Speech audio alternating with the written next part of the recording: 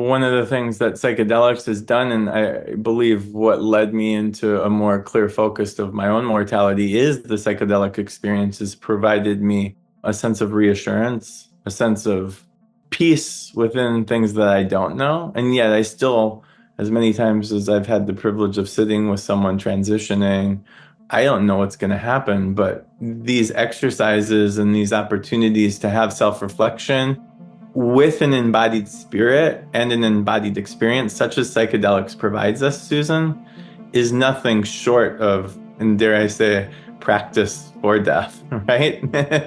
And so it literally gives us a little bit of space.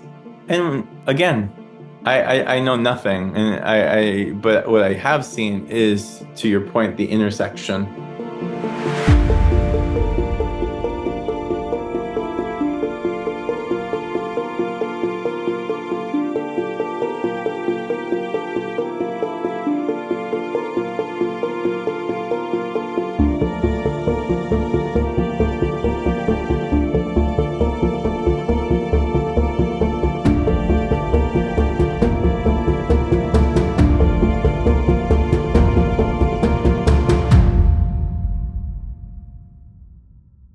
Hi, everyone. Welcome to Psychedelic Conversations. Today we have Dr. Ryan Westrum with us. Welcome. So amazing to have you.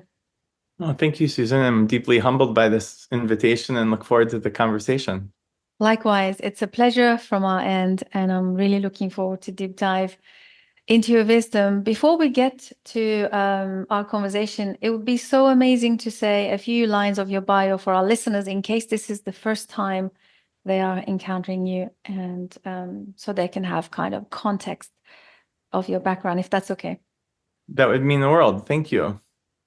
So you are a PhD and the founder of and visionary of Healing Souls, a mental health practitioner for over 20 years with a background in traditional therapeutic methods, and you infuse your work with holistic intuitive therapies that empower individuals to take charge of their lives and mental health.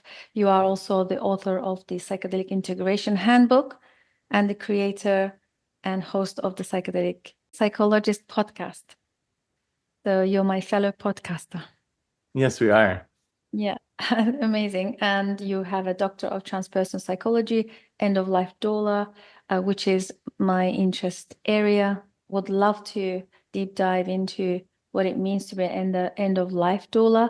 What does that look like in practice? But before that, please tell us what brings you to this work. Yeah, it's a great question. The work actually came to me. It was an invitation that I think many people find themselves in, where there's a blend of your calling and then being called.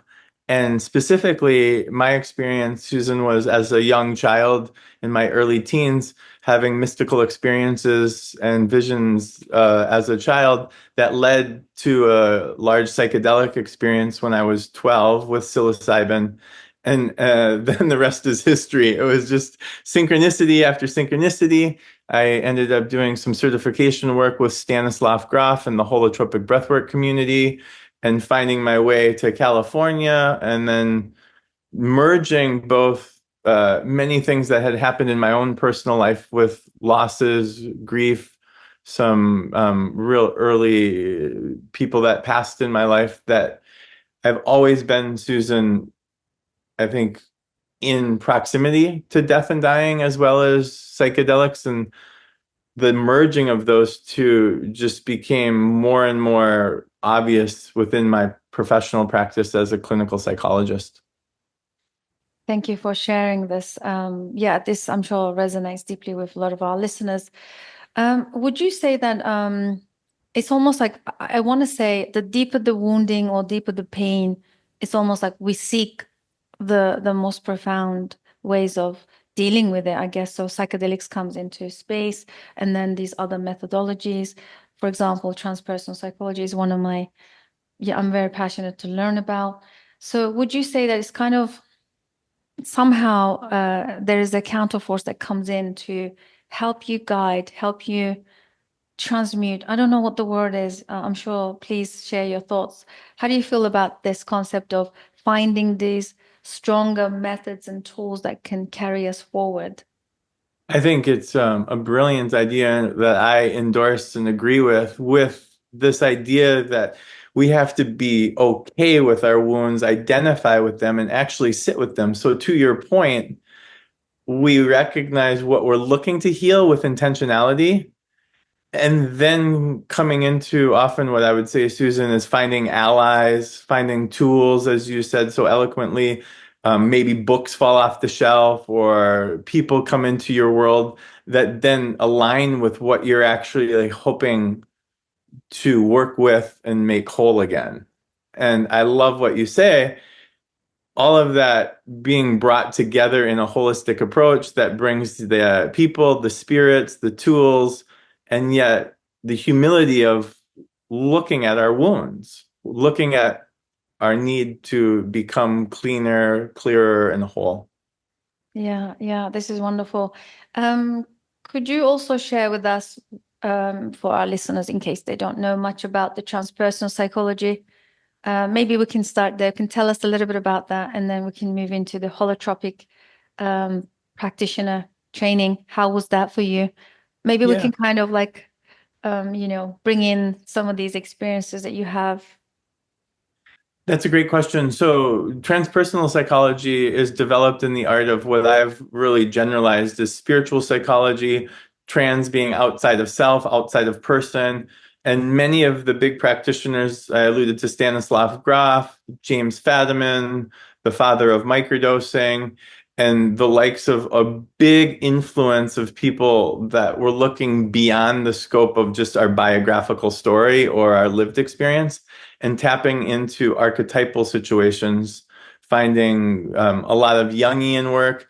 And from my personal vantage point, I see transpersonal psychology as one of, again, seeking wholeness or finding a deeper connection to the body, mind, and spirit and interacting with them.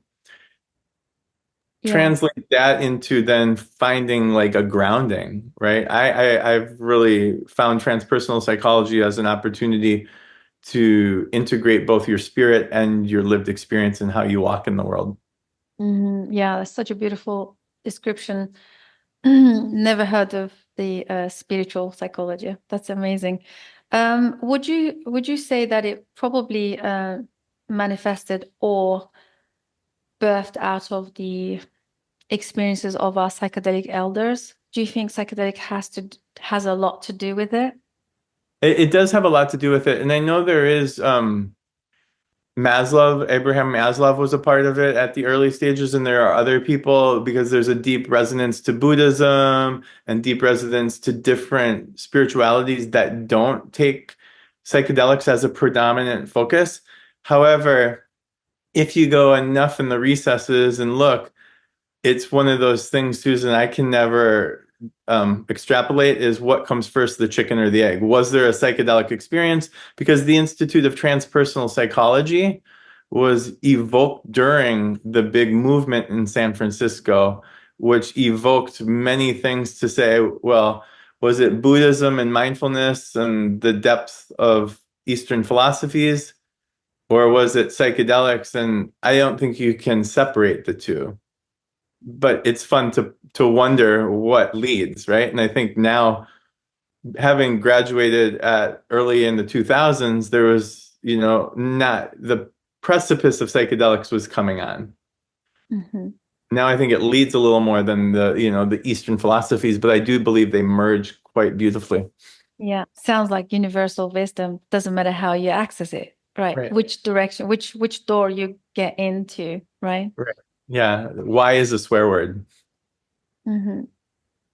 Asking why is ends up becoming a swear word, like you said. It's just trusting the universal wisdom. Yeah, yeah, totally. And of course, Sophia University is one of the founders is Dr. James Fadiman, I believe. That's correct. Yep. So it originated as ITP or the Institute of Transpersonal Psychology, and then it switched into Sophia. And yes, Dr. Fadiman is one of the founders. Amazing. What's your relationship with Dr. Fadiman? Um, Have you met him? Do you have any connections? Yeah, I briefly, while I was in school, was taught by him as an instructor, and then I have the humble privilege of him endorsing my book, The Psychedelic Integration Handbook, due to a couple of opportunities of crossing paths through my dissertation and then the work I was doing through my PhD. Yeah, a brilliant man and a significantly renaissance within the idea of not going big, but rather microdosing. And that subperceptual is like what I just respect so much is the prudence rather than going large or fast, rather subperceptual is just brilliant. Yeah, yeah, totally agree. And the other question would be your holotropic experience, holotropic breathwork experience. Did you train with Stan Grof himself, or was it the team of other trained under him? It was both. I had so how holotropic breathwork works is that you do modules of 1 week to 2 week modules. And at the point where I was coming in, Stan was pseudo retired and then coming in and doing larger workshops. And I had the privilege of coming into contact with him a handful of times and witnessing his work and hearing directly from him and watching slideshows. But mostly what happens is it's an experiential opportunity to come together with like-minded people, having facilitators hold space for us to do the breath work, and then have archetypal thematic elements. So these elements of maybe the shadow or working within the breath, certain lineages, music and transcendence. And at some point when I was doing the work, they were also then integrating psychedelics with breath work and watching how it was such an opportunity to learn the traits of sitting rather than doing. And I think that was what was so profound for me wasn't me being able to do the breath work, Susan, but rather the wisdom in being the sitter. Yeah, yeah, I mean, I cannot even comprehend the level of learning that could take place, right? Being a witness for other people's journeys. Yeah, it's quite humbling. I use that term and it might sound like I'm a broken record, but often it's a gratitude practice and a practice of humility for sure. Yeah, yeah, totally. What is it that what is it that we tend to, I mean, what makes somebody humble? Like, is it the life makes us humble, the experiences, the pain? What is it that you know, what would you say? Because I want to tie it with your end of life doula work. Yeah, as I sit with it and what comes to present moment is I think surrendering. I think what allows me, if I exchange the word humility, I think being humble is an act, it's an exercise. Walking with humility is one thing, but surrendering to the larger or the collective, or say the mushroom, or say a lived experience, Susan, is a humbling experience. So often it's also encapsulated with an opportunity to sit with awe and also release control. So all of this nuanced language that might sound obscure finds me releasing control and allowing myself to surrender into the larger scope of being and having the gift of walking in our embodied experience. That to me is humbling. And Mm. let's not forget it, 3 grams of mushrooms is deeply humbling. Yeah, I mean, there was a when I think I heard from Michael Pollan, he said they have this authoritarian power over us. So, Mhm. mhm. Yeah, I hear you. And so the concept of surrender is quite abstract, like you say, especially in the trauma-informed work. You may even have people being triggered or challenging those kind of concepts.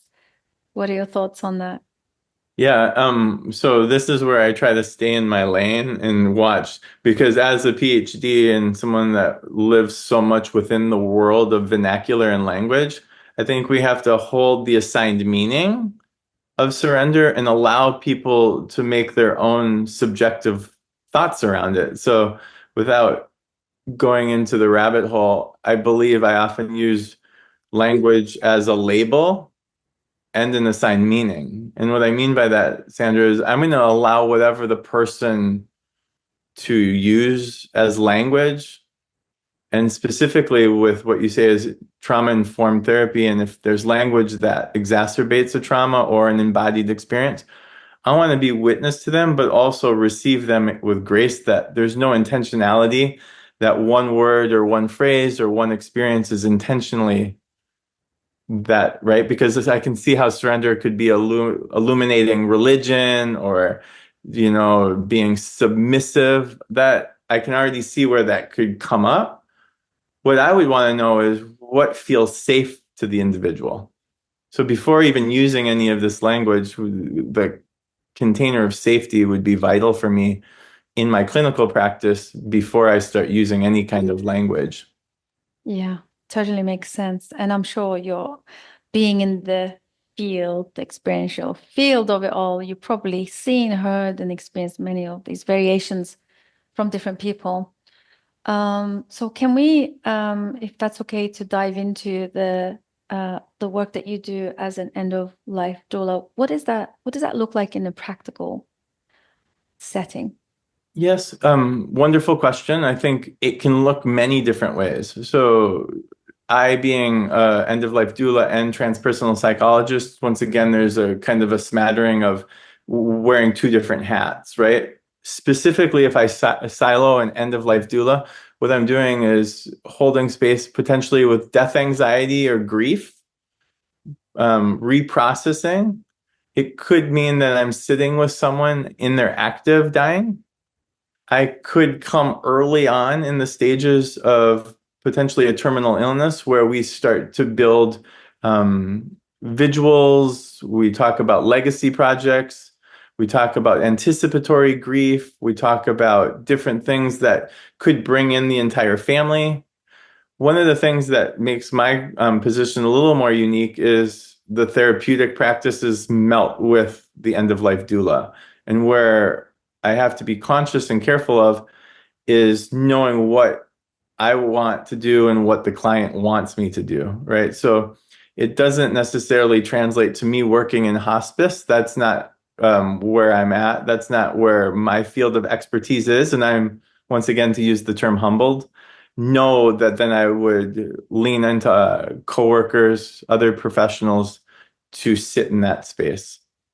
End of life doula really is an art of listening and sitting. So listening to the client and then sitting with them. It's holding space, but it's really developing what their grief process is. And I know earlier we spoke off camera about existential questions. And I think as I've learned being an end of life doula, it's giving space for people to have safety within the container to explore those questions. Yeah. Wow. So, I mean, I cannot comprehend sitting in the presence of life, knowing that there's a certainty that it will leave. How did that shape you and change you and informed your perception or how you see the world? Thank you for that. It's a wonderful, very gentle question that I walk with quite frequently. And I think to say my belief system of this mortality shifted radically with regards to psychedelics, and it shifted exponentially with the privilege of holding space around mortality and death and dying, to the point, Susan, now, without becoming overly obsessed, is taking moment by moment. So having to share a little bit about my personal life, having a 19-year-old daughter, a 9-year-old daughter, a 3-year-old boy, and a 1-year-old boy, I also recognize the magnitude of the limitation we have here. So all of what you just said in that beautiful question is not taking anything for granted, as cliche as it may sound. Sometimes I'm not conscious, which I'm the first one to say, but having the close proximity of talking about mortality on a daily life, on a daily basis, exemplifies just the meaning of life. So it's very Buddhist in nature of like leaning into the suffering allows me to see, the magnitude of it and the limitation that can come by not like leaning into existential questions. Yeah. Wow. Hmm. Yeah, it's profound. Just a glimpse of what it could be. So I'm a big fan of, you know, Stephen Jenkinson, um, and I watched his documentary. So I guess there is an intersection between the sitting and holding space for somebody who's departing, per se. I Mhm. don't know if that's even the right word. And then the psychedelic experience where there's a demand of you surrender, like almost very similar in nature. Mhm. One is that there is a literal departation about to be witnessed, and then there is in psychedelic experience usually there is a metaphorical, and nevertheless it's almost the same feeling. I mean, to me anyway, in my own humble, very small experiences, I noticed that it's still a huge big deal.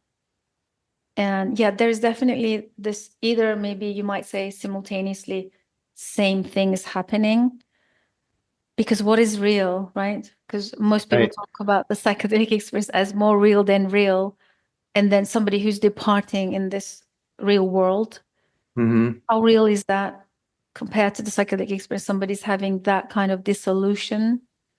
So I Hmm. don't know what your thoughts about these things. I'm sure you probably pondered many times.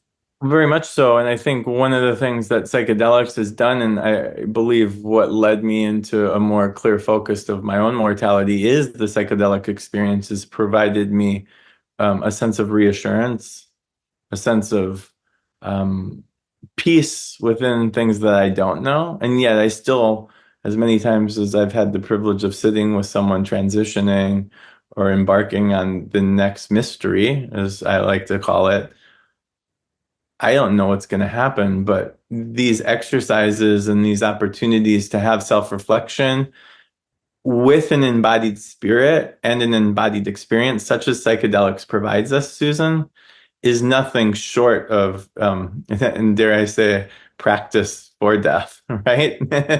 And so it literally gives us a little bit of space. And again, I know nothing, and but what I have seen is, to your point, the intersection. Yeah, for sure. And the reason I mentioned Jenkinson is because around the time when I was exploring some Mhm. of these experiences, the psychedelic experiences, um, this was a theme for me for a while. And Mm. then, as you know, the synchronicities, he sort of came into my awareness, and listening to him talk about mortality in such a candid and very grounded way helped a lot more than I could express. And Mm. since then, I've recognized how important these existential questions are, and also the conversations around mortality and the finitude of our own existence. Um, yeah, that was a very eye-opening time of my life. Therefore, I mean, I have huge respect for you, because this is not for the lighthearted, for sure. Uh, Yeah. so Well, and I think to your point of Mr. Jenkins and what he was saying is this idea that I'm absorbing through you is we can hold it with a deep sense of reverence, but yet to your point, it also needs to be deeply grounded. So we can get lost in the existential, but if we're not grounded in here, there's no real way to walk in this world. yeah, yeah. Hmm. I guess that's I didn't know at the time, but it sounds like that was what I was tuning into. uh, Hmm. that kind of, because I'm more about the mundane, and how do we navigate this place? How can we be better at, you know, living rather Hmm. than anything else? So Yeah. those are the things that I'm pondering and sitting with all the time, which is, I don't know, I'm sure there are tons of people out there do the same. And I met recently an amazing guest on our podcast who talked about unjourneying with psychedelics. I mean, unheard of. People usually journey with psychedelics and the real, right? So it's Right. fascinating. Yeah. And I think to echo your guest and what you're saying is why I find integration so important, right? So to now bypass the death and dying for a minute or weaving it together is my deep heart commitment to integrating and landing all that we do. So to your guest's point of unjourneying, or if we're not landing what we're exploring, we're not using it. And Rick Doblin once said, if you're not integrating, you're just doing drugs, right? And so we have to find a way to bring semblance to everything we're doing. Otherwise, it can get so out there that it's hard to hold. Yeah, for sure. So, in your book, what are the things you are sharing? If you don't mind sharing with us an overview for our listeners, especially because at the moment, as I am very aware that integration practices are hugely sought after, and people are continually trying to learn what are the best approaches. What is integration anyway? Maybe we can start there. Yeah, I love that. I think that's a brilliant way. And it's also, for me, where I think it's important to simplify. So, hearing what many people in our communities are saying right now are what's the best way? What is the way I should do it? And I'm going to be very paradoxical in my articulation today, is I often say, make it your own.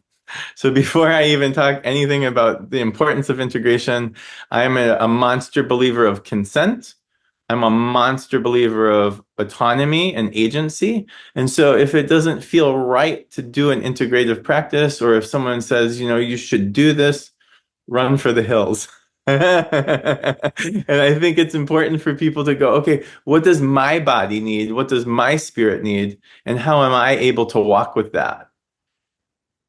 Going backwards to your question, I think integration is literally taking two things and putting it together, bringing it into a sense of wholeness, right? Assimilating what one experience was and manifesting it, making sense of it, and then ultimately grounding it. The Yeah. book that I wrote is all about some historical, some consciousness, expanded consciousness. It was written 5 years ago and it's celebrating its fifth anniversary. So it's all these smatterings of trying to also bring it up to speed. So 5 years ago was a lot different than today.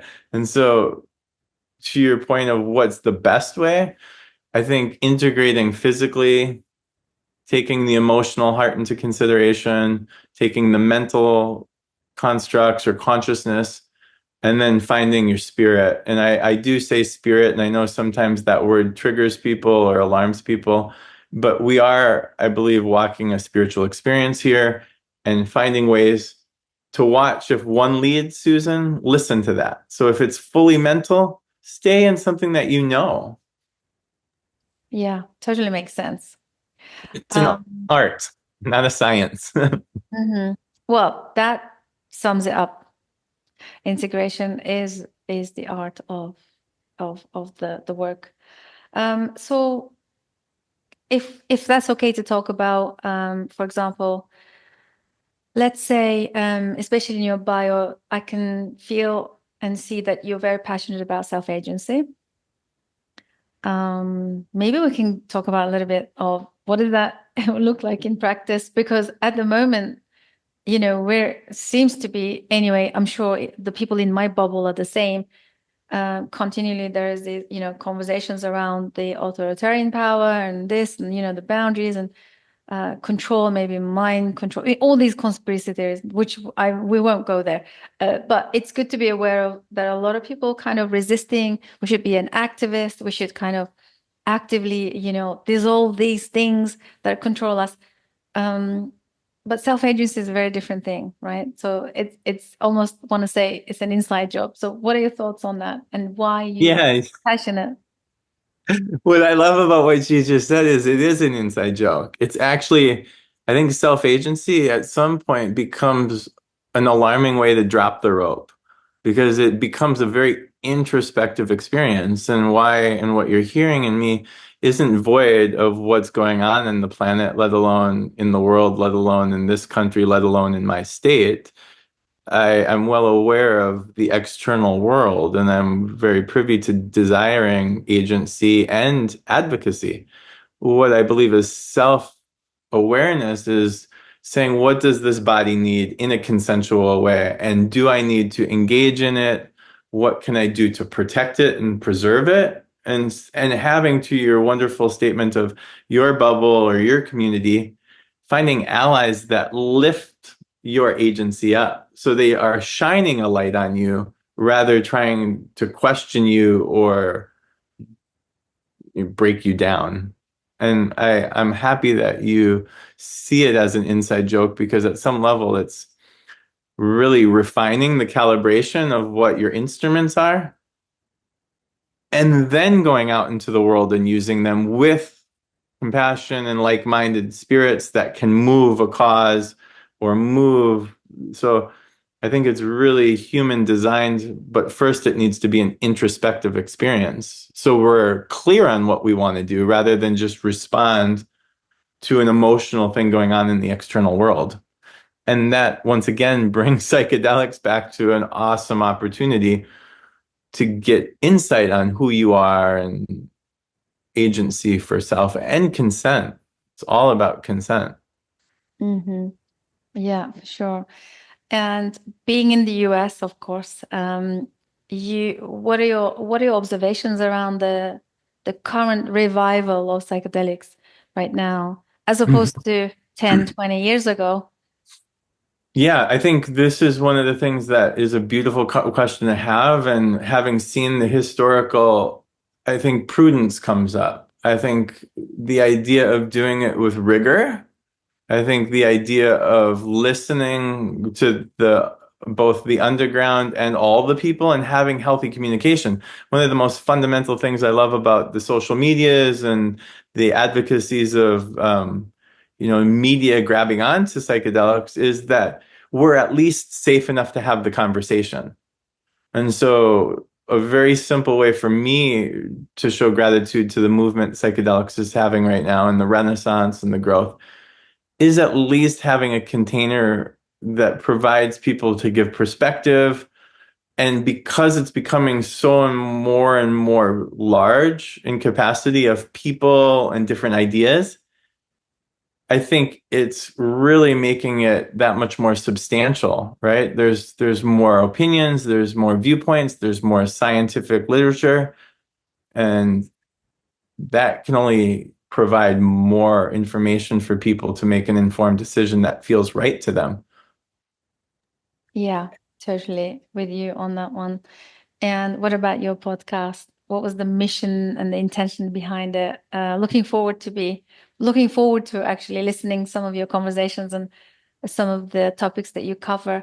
Um, because when people ask me what's the purpose of the podcast and so on, especially when the landscape it's still very much sensitive. And to be honest, I discovered psychedelics very, very late in my life. So I must Mhm. have been living under a rock. So I have no idea that I had no idea they existed, not even recreational. And Mhm. somehow at the same time, I'm thinking maybe it was a good thing.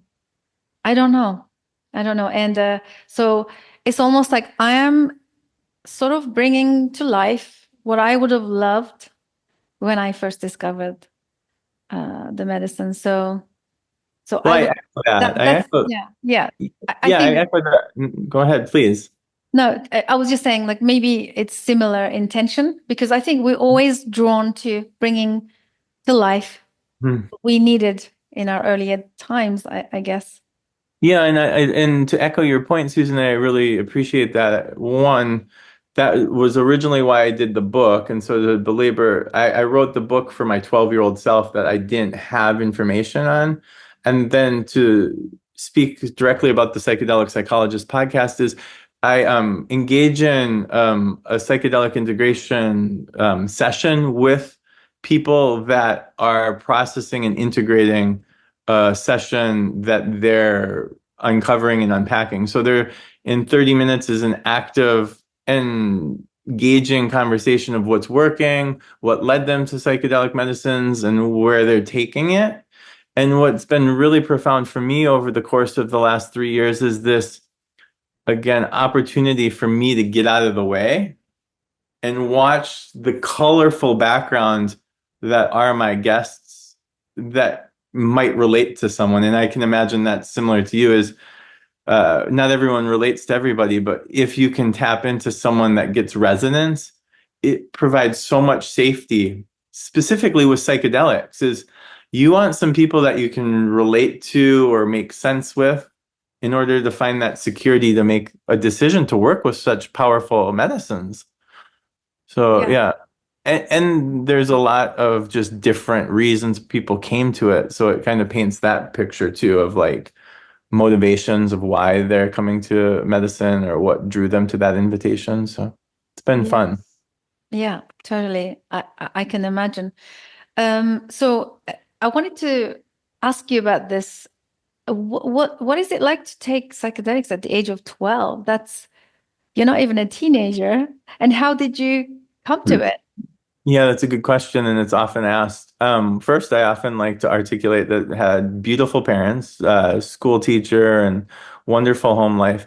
And as an oldest son in my household, hung out with many of the kids around my neighborhood that had older children. So what in the community I lived in is there was this hodgepodge of 12, 15, 16, 14 all collectively little boys running around with their heads cut off.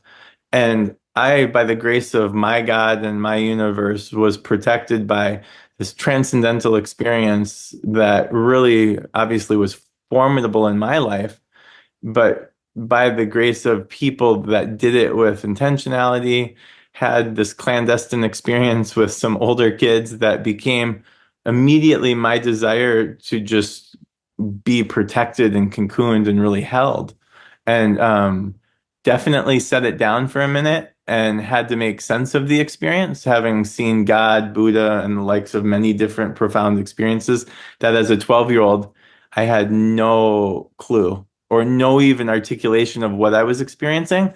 And so even now at 47 years old, sometimes reflecting on what they were so archetypal that I don't know if at 47 I would have been able to articulate. So it was more of an embodied experience, very spiritual.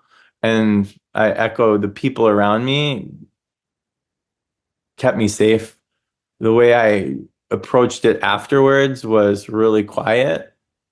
It drew me deeper and deeper, Susan, to a spiritual practice of that was so esoteric and so beyond my comprehension that you've alluded earlier in our conversation, synchronicities. It like was like three-dimensional synchronicities of like, oh, these are invitations I just have to take, right? Books like Stan LSD Psychotherapy came off my shelf. Mind you, I wasn't in I didn't have the internet at that time. I'm aging myself, so I'm in the library and like Sigmund Freud's interpretation of dreams is coming off its shelf. This book called Kool-Aid Acid Test, and I fell in love with the Grateful Dead. So it was like this like annihilation of my senses that really just informed who I was as a human being. And once again, grateful for allies, family, and people that like kind of kept me safe. Yeah. And I often have to say in editorial and ending, it wasn't as if I picked that up at 12 and just ran with it. It was something that was like happened at 12 and then like incrementally unpacked as I got older. So I always like to tell the audience it wasn't as if I started mainlining psilocybin and LSD at 12 and here I am today, still grounded as a human. It was very prudent and very intentional. Yeah. Thank you so much for saying that because I heard a interview by Rick Doblin once some time ago, and he said to the host, he's still integrating his LSD journey from when he was teenager. So Right. this is great because sometimes these experiences can make sense decades later and people can unpack it for years and years later. I can definitely testify to that as well. One of my experiences many years ago, still to this day, gives me fresh insights every time. Yeah. It's like Right. keeps giving, it keeps Yeah. Yeah. unfolding. Isn't it beautiful? It's listening too and witnessing and watching. Sometimes almost like I often alluded Susan to a movie, right? I didn't see it the first time, and then the fourth or fifth time I've watched the movie, all of a sudden there's this profound like aha moment, and you're like, how did I miss that? But it took all the other time, and to your point, unfolding for it to illuminate in front of you. And that totally is my 12-year-old self, or let alone any other time. So I love that you said that. Yeah, this is great. I mean, glad you validated because most of my guests would talk about it in this way. I had another guest who said he accidentally took LSD when he was a teenager, and that changed his trajectory of life. He didn't know at the time. He only can tell that now, decades later, in his much mature self. Again, I was reading an article where they followed a group of, I think they're a group of Mazatec lineage Mhm. family children who were initiated at the age of 5 with psilocybin Okay. with their family, because this is still a very much alive tradition in some of the parts of Mexico, Mhm. where children, when they get to age of 5, they are initiated with the aunts and the grandparents, and like a communal, and they follow them 20 years, maybe 2 decades, to see what happened to them, and every single one of them chose a life that it's humanitarian, serve some kind of service, philanthropy. Like it was something around service. Mhm. It's very Yeah, beautiful. it is really beautiful. And thank you for sharing that story. Plus, it's very validating to know because I think it is about love and service and providing, giving Yeah, space. yeah. And it made me think about your story. Can't help but think maybe that was the experience that also changed your trajectory. Or maybe you were meant to experience it this way. Who knows? But I cannot help but think maybe. Yeah, it feels good, and it speaks volumes to the continuation of unfolding and unpacking because uh, something you said earlier about the new renaissance that I want to echo is making sure you listen to people you trust. And something that I've had the gift of is I would echo to anyone is be discerning of who you trust and don't share everything with anybody if you don't feel like that alignment or commitment that they'll see you for who you are, right? Because what I was grateful for and what I had the privilege of is I could look across the street and someone might see me as insane because I was doing something so similar to the 5-year-old initiation, or they're saying, okay, he's safe and let's let him have a container to unfold this and unpack it. To your point of grandmothers and ancestors holding these young individuals, vital to have your safety and people that aren't going to, neglect you or abandon you. Yeah, yeah, totally. And interesting how, we're talking about this because I also speak to many guests where they were accidentally, um, a friend dropped medicine in their cup they didn't know, and they were just launched into this place of terror and unknown. So those also exist. I'm sure our listeners can resonate because some of the people that come to it usually unfavorable experiences, like a random festival where they didn't know, something like that, like you said, and safety around those environments are not really there. So Right. it can Yeah. leave a negative also experience, like a negative mark in them. Yeah, Yeah, and there you're leading into the value of having someone that you feel aligned with to integrate. So if someone is, say, depersonalizing, and now I'm using my transpersonal psychologist hat, is if I find someone coming back from an ayahuasca ceremony or a large experience working with a medicine, helping them ground and stabilize what is their truth and allowing them to be able to process it within a container that doesn't decouple them from reality, but brings them into earth, brings them into grounding, and supports them in a way that feels safe and meaningful to their journey. yeah, yeah. Thank you for sharing that. It's a great pointer. So Now let's move into your mission and your purpose and some of the projects, and maybe you can share some of the things that we didn't or we left out. It's lovely. Right now, my biggest mission is once again is informed consent, harm reduction, allowing people to really have this avenue of getting information so they're not just doing it, right? So we've spoken today about this new, it's not new, it's been centuries. And I was actually just talking to someone today about the bee shaman in the cave of 9,000 years ago. It's like, this isn't, and I have to reference that for people. My passion now is to remember that we're walking with ancestors. We're walking with a humble lineage of people that have held these medicines and sacraments for eons, and to pay refuge to that. I think it's also important passion for me is to allow people to feel the magnitude that everyone gets a deserving opportunity to be able to, with their own mental health, take that word you used, agency and authority over it, where we don't have to submit to big pharma or a system that keeps people suppressed or repressed. And I often spend a lot of my time, be it with end of life care or psychedelic integration, providing everyone to make their own game plan and to really harness what feels right to them. So, as the intersection of psychedelic integration and end of life doula is in my presence, my biggest mission is allowing people to shine and know that their choice is the most important. Wow, that's so beautiful. Thank you so much for doing this work. Mm.